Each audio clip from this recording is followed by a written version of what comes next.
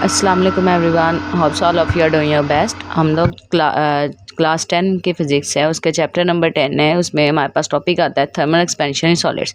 आज हमने उसके बारे में स्टडी करना है। तो सबसे पहले जो है लेक्चर स्टार्ट करने से पहले हमें ये मालूम होना चाहिए कि हमारे पास सॉलिड्स की प्रॉपर्टीज़ क्या क्या है। हमारे पास हमें ये पता है, हम स्टार्ट से पढ़ते आ रहे हैं कि हमारे पास जो पार्टिकल्स होते हैं सॉलिड्स में वो रेगुलर होते हैं, उनका टाइट पैटर्न होता है। पार्टिकल्स है हमेशा अपने फिक्स पोजीशन पर ही वाइब्रेट करते हैं। अब उनका एक स्ट्रॉन्ग फोर्स होती है जिसकी वजह से उनके एटम्स जो है आपस में एक दूसरे को हेल्प किए होते हैं। अब जैसे उन्हें हीट मिल रही है तो पार्टिकल्स जो हैं वो वाइब्रेट करना स्टार्ट हो रहे हैं। लेकिन अब वहाँ पर हमने बात की थी कि हमारे पास क्या है कि उनके जो है वो उनका पैटर्न जो है वो टाइट है। तो वो क्या करते हैं कि वो मूव तो नहीं एक दूसरे को मूव तो नहीं हो सकते हैं। तो वो क्या करते हैं कि इनवर्ड मूव नहीं होते हैं, तो उनका स्ट्रक्चर एक्सपेंड होना स्टार्ट हो जाता है आउटवर्ड डायरेक्शन में।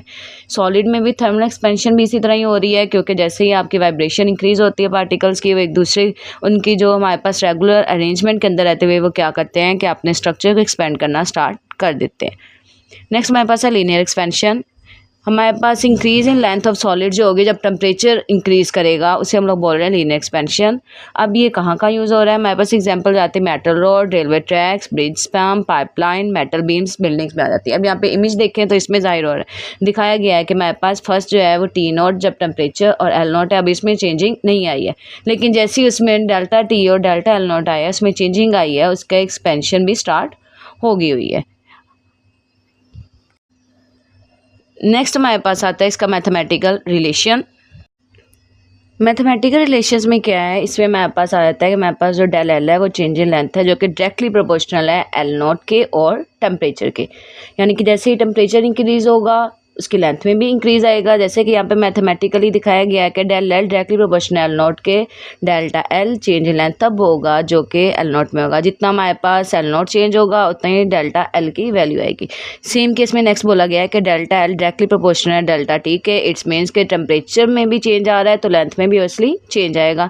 इसीलिए हम कहते हैं कि डेल्टा एल जो है वो डायरेक्टली प्रोपोर्शनल है एल नोट डेल टी के।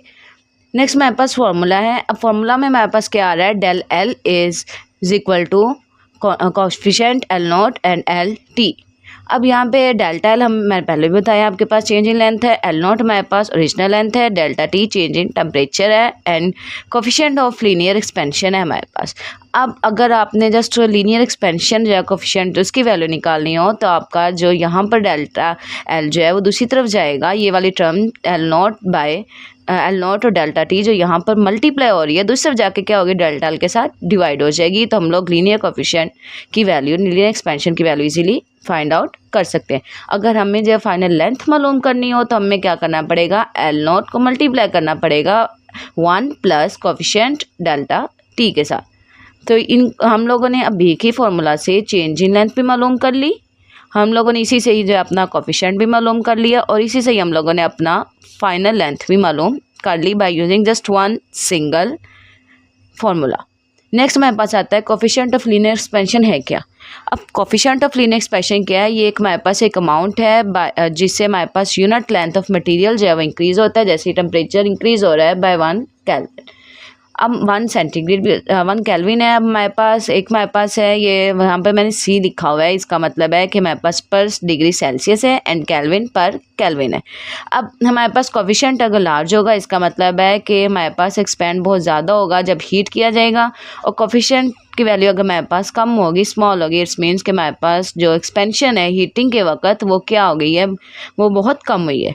नेक्स्ट हमारे पास यहाँ पर कुछ वैल्यूज़ हैं कोएफिशिएंट ऑफ लीनियर एक्सपेंशंस की, आपके पास जो दी गई हैं वो एल्यूमिनियम 2.4 मर्डर 10⁻⁵। यहाँ पे ये सारी की सारी डिफरेंट वैल्यूज़ दी गई हैं। ये एमसीक्यूज बेस पर काफ़ी ज़्यादा इंपॉर्टेंट है तो आप इन्हें अच्छे से याद कर लीजिएगा। नेक्स्ट हमारे पास है कि अंडरस्टैंडिंग ऑफ कोएफिशिएंट वैल्यूज़। अब लेट्स सपोज हम यहाँ पे एग्जांपल ले लेते हैं, हमारे पास एल्यूमिनियम है, उसका कोएफिशिएंट वैल्यू 2.4 मल्टीप्लाई बाय 10⁻⁵ पर केल्विन है। अब 1 मीटर लॉन्ग हमारे पास एल्यूमिनियम रॉड है जो कि एक्सपेंड हुआ है 2.4 से 0.024 मिलीमीटर तक हमारे पास एक्सपेंड हो गया है। अब जैसे ही हम लोगों ने उसे 1 डिग्री सेल्सियस टेम्परेचर दिया है वो बहुत कम नज़र आ रही है, लेकिन जैसे हम लोग इसे मल्टीप्लाई करते हैं, लेट्स सपोज ब्रिज की जो लेंथ है वो 100 मीटर है और इसमें एक्सपेंशन जो है 2.4 मिलीमीटर जो है वो पर सेल्सियस आ रहा है। तो अगर लास्ट टेम्परेचर लेंथ होगा तो 4 डिग्री सेल्सियस जो टेम्परेचर होगा समर डेज में, इट्स मीन्स कि इसमें 96 मिलीमीटर एक्सपेंशन हो रहा है। ये काफ़ी ज़्यादा इफेक्टिव वैल्यू आ जाती है अगर हम लोग इसे ब्रिज के केस में देखते हैं। तो नेक्स्ट हमारे पास कुछ कॉमन मिसकंसेप्शन आ जाते हैं कि हमारे पास सबसे पहले हम बोलते हैं कि पार्टिकल एक्सपैंड करते हैं हीट होने से।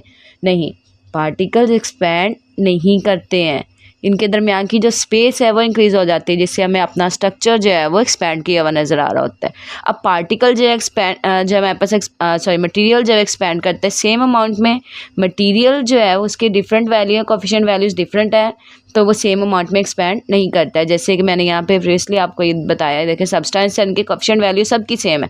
Aluminium, brass, copper, steel, silver, gold, इन सब की वैल्यूज़ किसी की भी हमारे पास यहाँ पर सेम नहीं आ रही, एक्सेप्ट हमारे पास टंगस्टन और ग्लास पायरेक्स के। इनकी वैल्यू 0.4 मल्टीप्लाई बाय 10⁻⁵ है, बाकी किसी की भी वैल्यू ऑलमोस्ट सेम नहीं है। और यहाँ पर स्टील और कंक्रीट की भी वैल्यू जो है वो सेम है। तो इसके अलावा मिसकंसेप्शन है वो ये है कि एक्सपेंशन जो है वो हमेशा विजिबल होती है, ये माइक्रोस्कोपिक होती है। आप लोग जो है फिर माइक्रोस्कोपिक होने की वजह से हम लोग जैसे लार्ज लेंथ में ऐड भी कर लेते हैं, तो समटाइम्स जो है हमें इतना फील नहीं हो रहा होता है। इसके अलावा कूलिंग जो है वो डज नॉट इफेक्ट, कूलिंग जो है हमारे पास कंट्रैक्शन कर देती है जो कि एक्सपेंशन का अपोजिट होती है, तो कूलिंग तो इफेक्ट करेगी। इसके अलावा है हमारे पास कोफिशिएंट वैल्यूज़ जो है वो अनरिलेटेड है, अनरिलेटेड बिल्कुल भी नहीं है। कुछ वैल्यूज़ में हमारे पास जो है